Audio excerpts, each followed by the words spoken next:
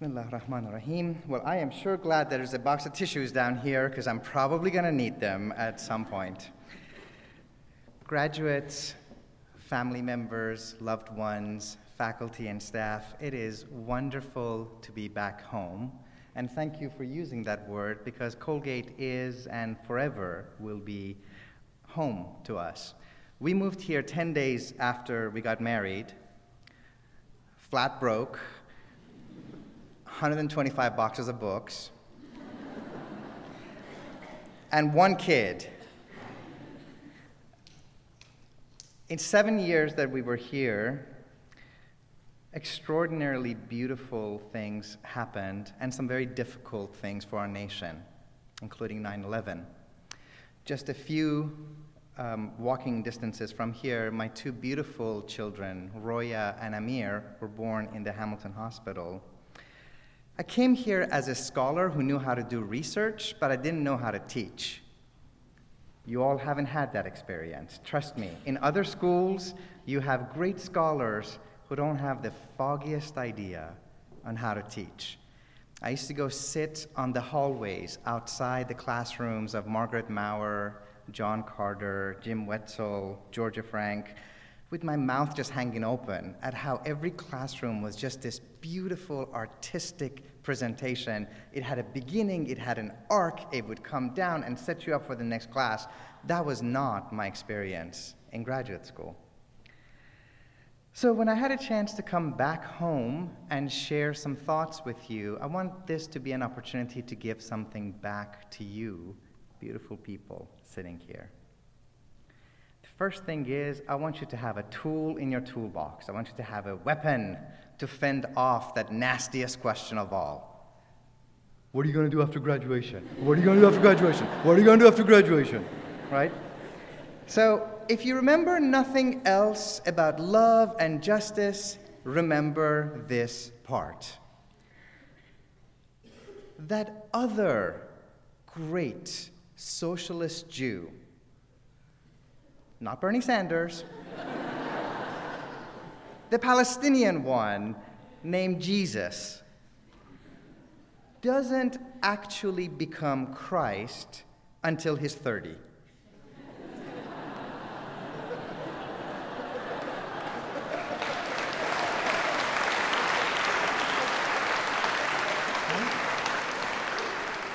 Y'all are awesome.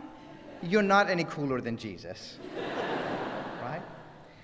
That Indian prince, Siddhartha, does not become the Buddha until he's 35. You're not any more enlightened than the Buddha. Right?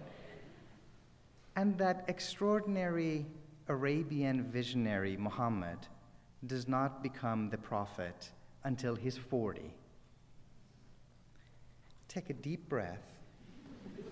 You all have been through so much. Finishing papers and theses and honors projects, trying to figure out what kind of internship or job you have, wrapping up important friendships and relationships, and you're 21 and 22.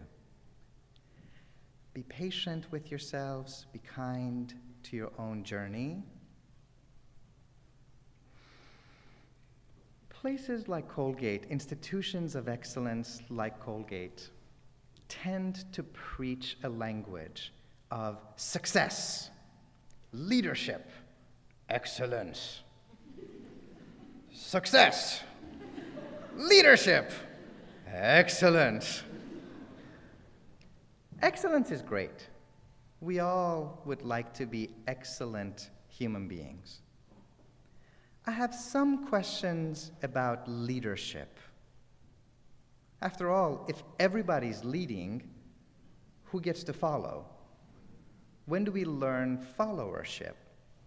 When do we learn collegiality, being part of a team when you're not the alpha dog? Those are important life skills too. But mainly what I want to talk about with you is this problematic idea of success. I would even say that we preach a kind of gospel of success in this country. We want you to be successful in life, successful in your love life, successful in your faith, successful in your investment. Real life doesn't usually work like that. Success is not some kind of teleological, good Colgate word. It's not a linear climb up a mountain. Nor is it even something as straightforward to just tossing a cliche out there that the journey is just as important as the destination. The truth of the matter is that life is really messy, and every single one of us, even the ones that from the outside look like we have made it, stumble and fall flat on our face multiple times. We fail personally. We fail to be kind to those that we're closest to. We fail in jobs that we apply for. We have many of our manuscripts rejected before somebody takes it. And I would like for us as a learning community, and this is not the end, this is a resting stop in a lifelong commitment to learning, to have a better conversation about how do we process failure. There's a wonderful quote from Samuel Beckett that I love to come back to guide me on this. He says, "Ever tried, ever failed? No matter. Try again. Fail again. Fail better. Fail better." Or if you prefer Leonard Cohen, aka Shrek, right? Love is not a victory march.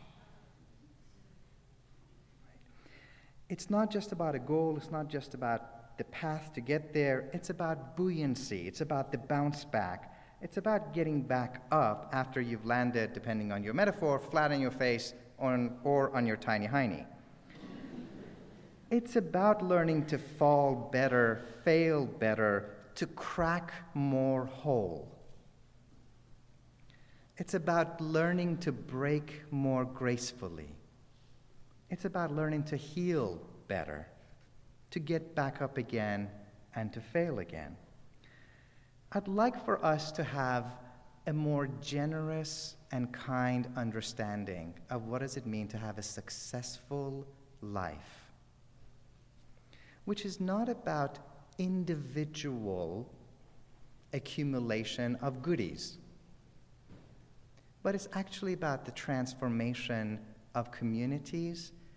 It is bathed in humility and is practical.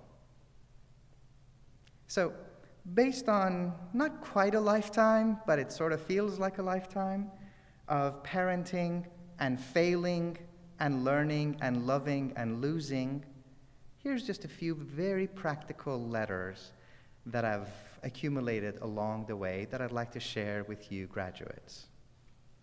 There's 5 of them. Number 1, have your heart be where your feet are. Have your heart be where your feet are. If you are sitting here, you have worked your tail off. You worked hard in high school to get to a really great university. You got to a really great university. You got to a really good university and you were pre-law, pre-med, pre-consulting. P.S., what the hell are you qualified to consult people on that earns you $100,000 a year? Go out there, get some life experience, and then go consult people. I have never understood that for the life of me. Whatever. Be pre-med, be pre-law. Do not be pre-life.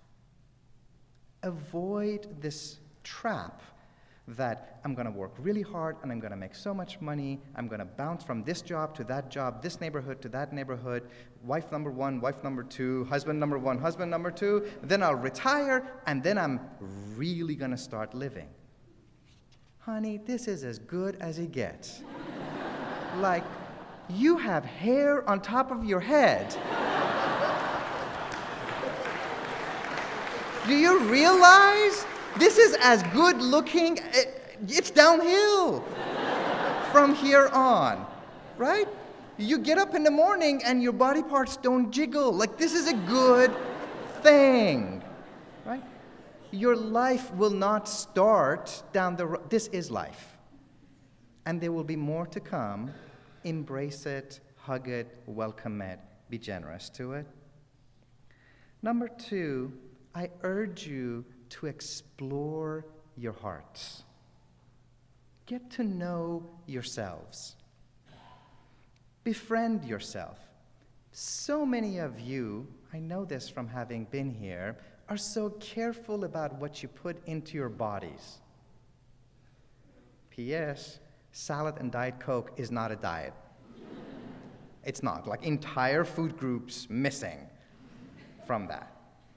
But you're so careful about the right food and the right exercise. Think about your emotions as something that you have to exercise the same level of care for. And I'll give you a very practical example. I love to watch you all because you're pretty. You're nice to look at. You make me hopeful for this world that my generation has messed up. The reason we keep asking you, what are you going to do after graduation, is because we want you to come fix it. We have not the foggiest idea. We broke it, we don't know how to fix it. Help us, please. We'll work with you, but help us, right? Here's one of the things I learned from watching you all. When you walk into a library, remember those? Right? Not everything is on Google. Or a coffee shop. I missed a barge. Just have to say it. What do you have against comfy couches, people? You want to sell it, but like, have comfy couches, right? I thanked the barge in my first book. Like, there's a paragraph for the barge in the book. Whatever. When you all walk into a coffee shop or a library, it used to be that the competition was over the comfiest seats or the places with the most beautiful windows. That's not the case anymore. Now when I watch you enter a space, the competition is over electric outlets. Because you need to charge these satanic little devices. And if you want to see a young person go into a state of cosmic and existential panic, wait until the red battery light on their phone comes on, and it's like, I must plug now, right? Apply the same care to your heart. Know your heart well enough to know what recharges you. And it's going to be different for every single one of us. And it's going to be different for you at different points in your life.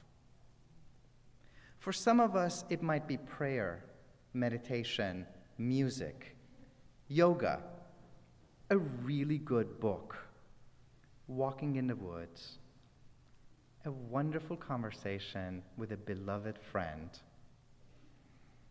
sitting down with your family, silence, a great poem, and for that alien species masquerading as human, jogging. You're not from my planet, and I know this. But if that's what nurtures your soul, learn it, make it a habit, make time for it. And if you find that you're running on fumes, recharge yourself. Number 3, avoid this disease of being busy. One of the things that breaks my heart, whether in the corporate world or in the academic world, which are sadly becoming one and the same, is I ask my friends, how are you doing? And I just get this head nod. Oh, I'm just so busy, so busy, so busy. I'm like, you told me nothing. How do we remember that we're human beings? not human doings. When someone asks you, "How are you?" don't shout back your to-do list. I'm not asking what do you need to get done today. If we have to rephrase it, what I'm really asking is, how is your heart today? Take that risk with the people who deserve it, who are worthy of it. Make yourself vulnerable to them. Actually tell them. Actually share with them, I'm really struggling right now. I'm doing my very best, but I could really use a hug.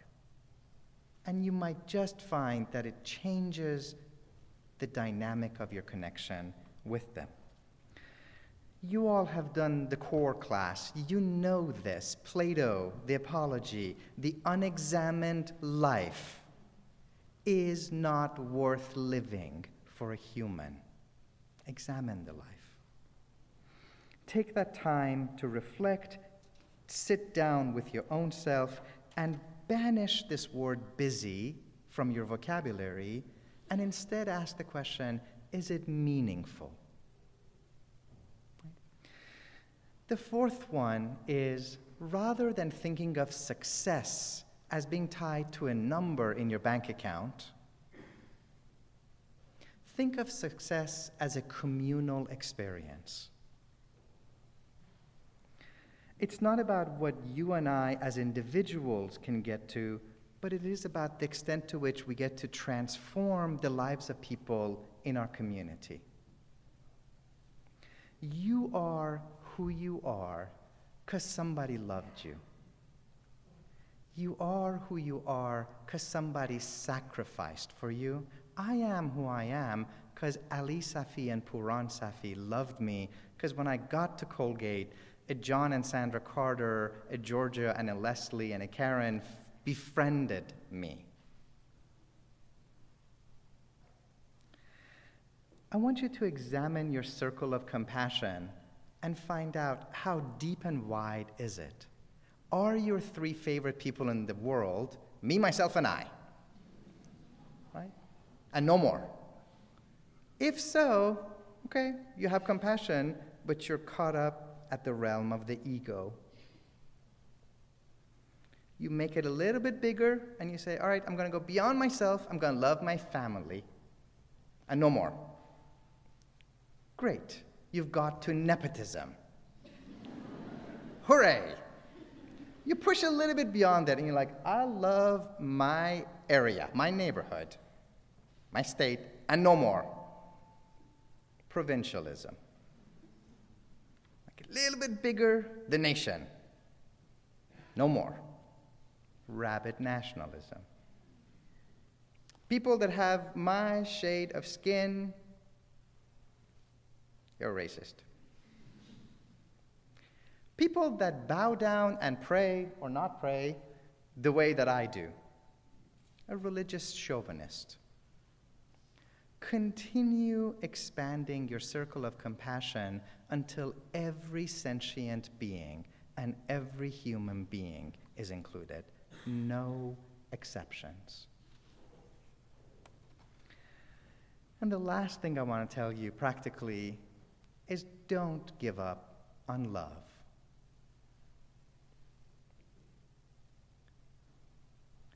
Love is hard. It will break your heart and it will heal you. But don't give up on it. Don't confuse phenomenal sex with real love. If you get the double package, like get down on your knees and thank Jesus, Muhammad, Buddha, and Krishna all at once, because the heavens have been good to you. Right? Don't confuse the person who texts you the most with the person that actually loves you the most. Recognize that love comes in many shades and sizes. There's the love of your parents, of your friends, of your classmates, of the neighbor, the stranger, the teacher. Love the teacher. The puppy.